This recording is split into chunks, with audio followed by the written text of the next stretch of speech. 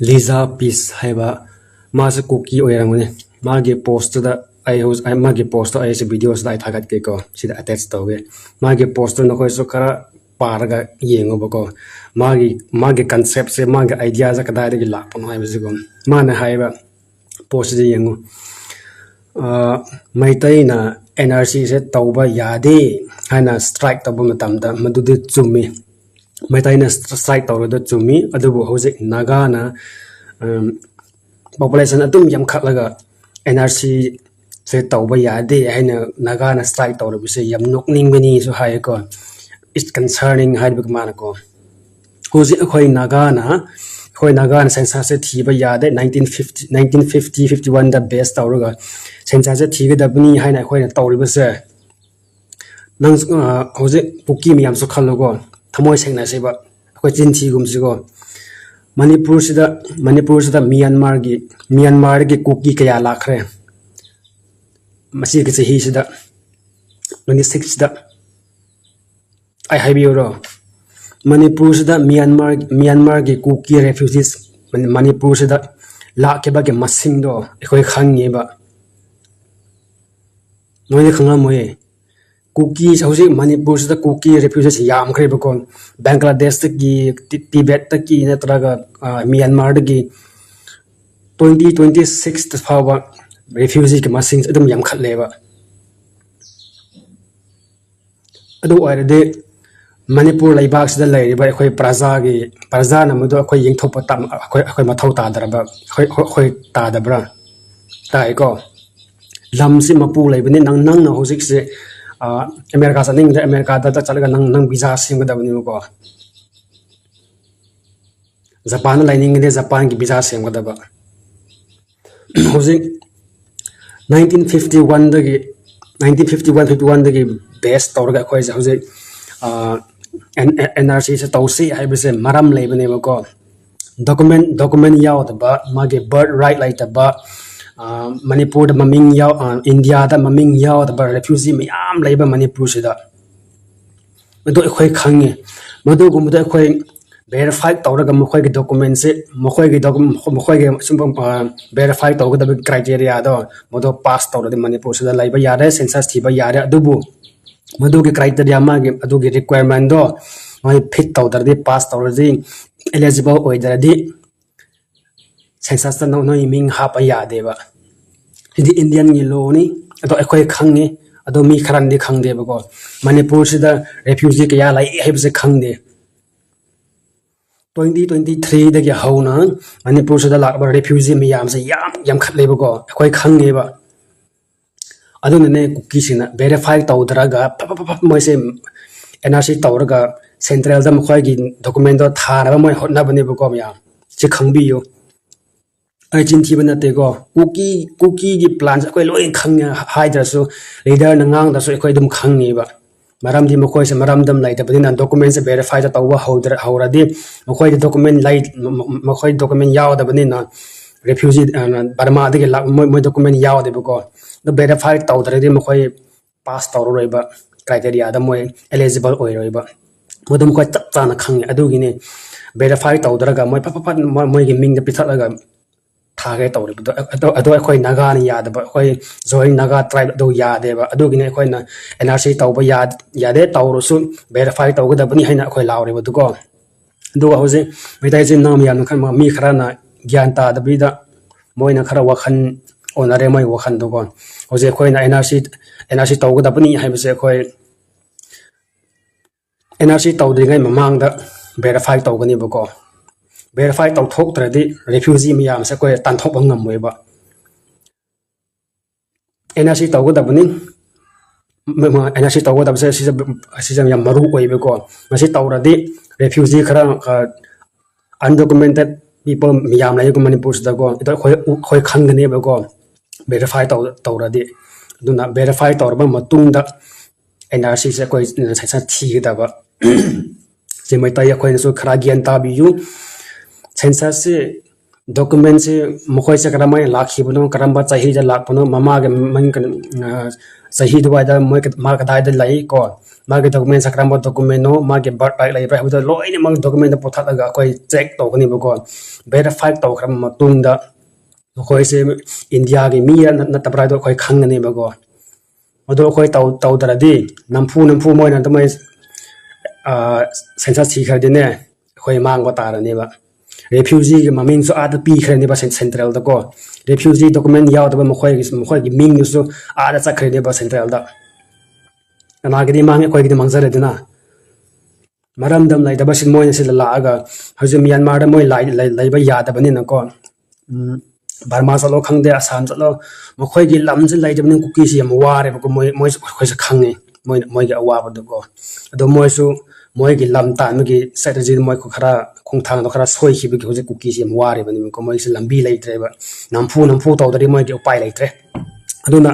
mokhoi se verify to dre kai mamang da hoje cookie na 1951 akhoi naga na hoje 1951 da base to ga NRC to ga da bani ha ba hoje cookie na post to ra cookie ni ya de ha maram di 1950 mamang da cookie se yam de ba ko refugee su 1950 matung de cookie se yam lakhi bane ba adogi majority citizen de 1950 matung da lak pang ngak ne ba ko 1950 mamang de cookie se tax pir ga lai ram bane ba ko adogi ne na hoje mokhoi se 1951 de best to ga NRC to gani hai bu do ya de hai na hoje cookie oppose to re ko madugi post thagat ke sini ado khangbi wa metai china so khara khangbi o do ko hoje khoi na verify se NRC se tawgu da bane ba ko tawdare ya re ba masi se sensa se thi da de ne verify tawdara ga thi da de Manipur se tum yam khat ani ba refugee masing ja khoi border sa hoje lose tawre khoi ge border se tight tawdare ba lose taw khra du na 2026 de Myanmar de cookie refugee laki ba se masing ya me lising tam na moi lak ane ba ko Manipur sida aduna hoje kangpok pi se doga Surasanpur se undocumented mi ne yam khra bane hoje do khoi khang da ba gini moi lut ba gini khoi khang ni ba ko sini khoi ha se NRC to ga ba se verify to da ni na khoi suk to han ba ya roi NRC se ko verify to da moi document pull out to ga evidence pura da moi khoi gi detail moi gi birth certificate moi khoi gi electoral roll ko karama chahi da ma vote pi ba ho khi ban ha da khoi loi ni ma khoi verify to ra ga NRC se to ga da bani adu na tra di khoi to han ba ya roi NRC se ko se khoi pun le min na si khoi public sunga khoi sunga ngani khoi asum do khoi ngang ngani ko na Manipur lai ba mi miyam khoi pun to si ko khoi lai bak se ngak pa ya de ngak ta ba ya de ba hoje Manipur se da refugee no khuyam se Bangladesh ki su la e ko cookie se tum chai lai bani ko khoi dum khoi lam lai bani na lam kuting da kum kitang moi i se dum lai bani Assam no su lai Nagaland no su lai Mizoram no su lai kaino state kuting no north state cookie se bani tum chai lai bani moi se amaram da lan thok de chen na ba ko maram da ya da res mo na chen na ba moi de man lambi se mani no ko lambi ma time da dum moi pa la dum lai bani ba cookie sin mo khoi ge khun mo khoi ge lam lai da ba ge ko aduna 1951 da gi hauna 1951 da base tawraga NRC tawga da bani akhoi na joint tribe ose akhoi na joint naga council na akhoi na law thok bani ko akhoi si akhoi gi goal ni maram di madu gi point da maram miam le ba kon cookie na hoje Manipur da cookie si verify citizen se yam de ba ko ahan ma de mo refugee on la ko ne ba mo ni sa tawraga smai na document yaw da bi da sensa je thi ge na hoje NRC hawra ko se khot ta dum hawra e ko mamang na khoi khang ne ba NRC to ni he khoi khang ne ba ko kuta moi taw ni do ne nem cha na sa to sen taw ro do atai gi natte moi de dum line to ro ga lai ba ne ko moi khoi sim chup chak lai ba ya da hoji cookie mi yam se ko sa moi taw ra ka ne ba sin ne khoi le mi ne si document se verify to de census chi ba ya ra hin khoi kan law ko da ba ne ko mi yam ko khoi mai tai sin na se khoi naga so khoi Manipur lai ba praja khoi de verified ne ba ko khoi de verified citizen ne ba khoi de document sun lai khoi de 1920 mamang ne khoi de lai ba ne ko Manipur sa da go hoje na hang ngarang nang la kuki makhoi se lam tana laaga manipur thugai hause census thiban da yaw ka harak pani moina go sine kuki no pa man haina naga di kaino su makhoi gi population si yam ra census tawba yadi haisu nokning ang ka su haibane tawdaba yadi ekhoi gi lam se ekhoi gi manipur lai ba sa refugee thalle ga refugee lai bade lai ba yadre ekhoi peace lai ba ngamdre ekhoi ga solution se noina block loing tawre central ge proxy oire hoje kuki se ko central ge proxy oire ba hoje maitai ge oigara naga ge oigara mokhoi gi movement lai bado kuki se thajalaga khoi ge movement moina kai han mane ba central su kuki bunung si ba su natte ko central su kuki bunung si ba natte hoje central support aure bse mokhoi kana ba lai bagi mokhoi khoi ge movement se naga oigara maitai ge oigara khoi ge goal se thokai na ba hena kuki se proxy oina central na season na bane ba do khango yo kana gomba achumba tawdaba mi gide machin chi ba mi gide kaimtang afaba oiroi oisu oiroi ma su pa oi do na khoi de chin chi roi si aseng da ngna si ba hoje manipur refugee yam khre 2023 dagi he na 2026 dagi refugee yam khre ba aadhar card anau semba sim hong ba khoi loi pa loi tai ko sim hong ba ming change to ba khoi se dukan khoi se recharge ki dukan khang de aadhar card sem ge line khang de khoi loi ma khoi line lai ba ko khoi line lai ba da khoi document toi loi ma khang nge ko jin thi no ba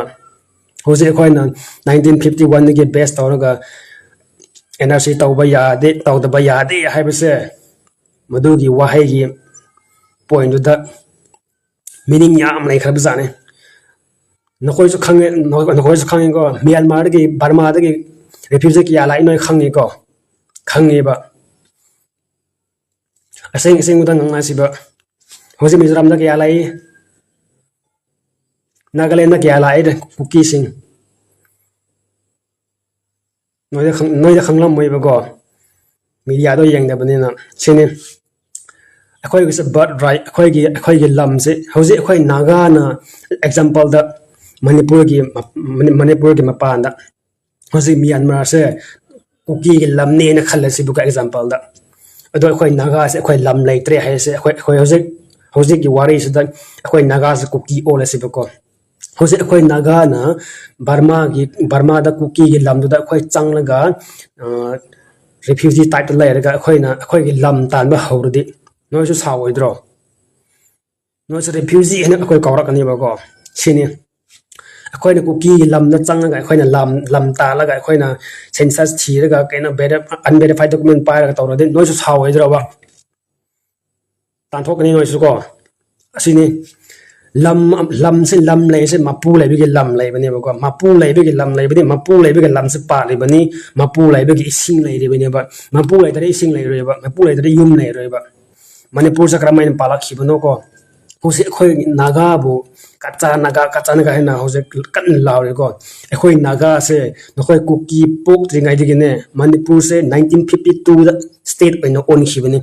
manipur state oina on khiba oning khi de adoge mamang na ge ko before statehood mamang na ge 1902 1910 ko ge manipur lai bhag se khoi naga de lai khreba adoge matam du da kuki de Tibet da ko Tibet gi hill line history lai bane kuki hora pham kon Tibetan gi hill area da moi lai bane ba da lan thop de lai ba ya da ba smaina spread tawra ga moi se hill area da ko dum chat daga India da chang khi bane ba khangi ko history da khara khangna se ko no research to ba hoje kuki ayam se history khang de ba masa history pau khang de ba kuma school ka da bani na sine aduga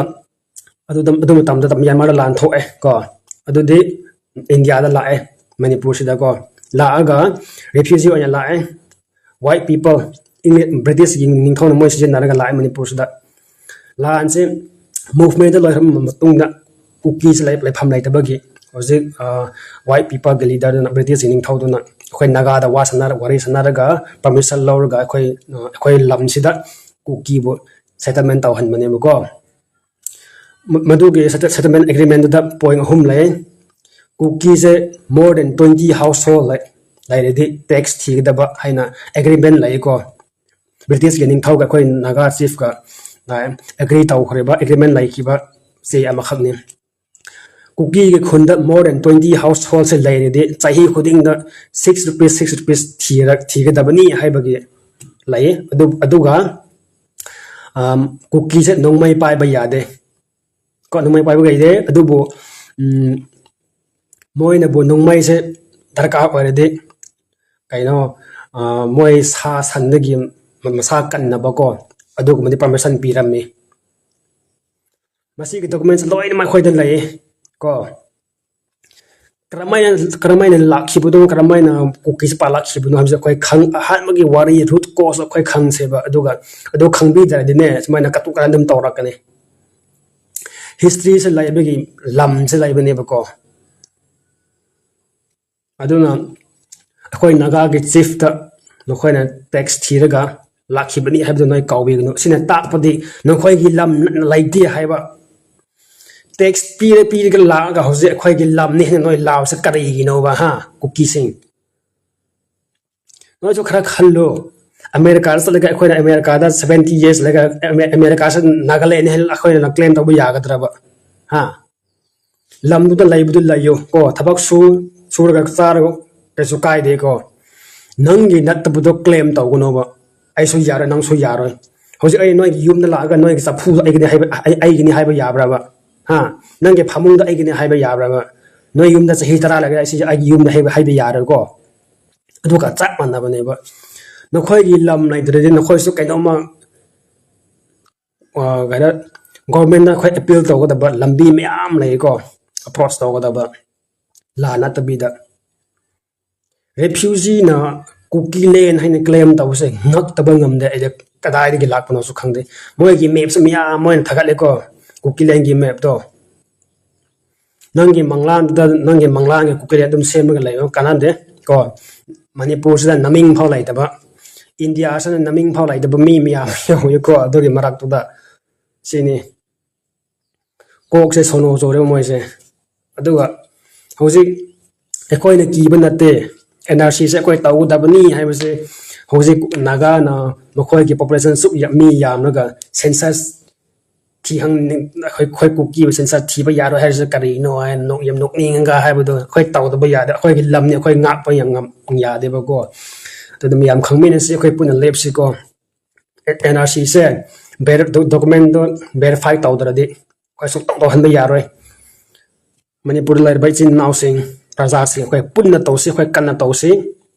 refugee se khoi tanthok da bani refugee mafam piroi da bani moi bu nung si ra ga nung si bi masak khang da bam khoi se khoi na ya roi ko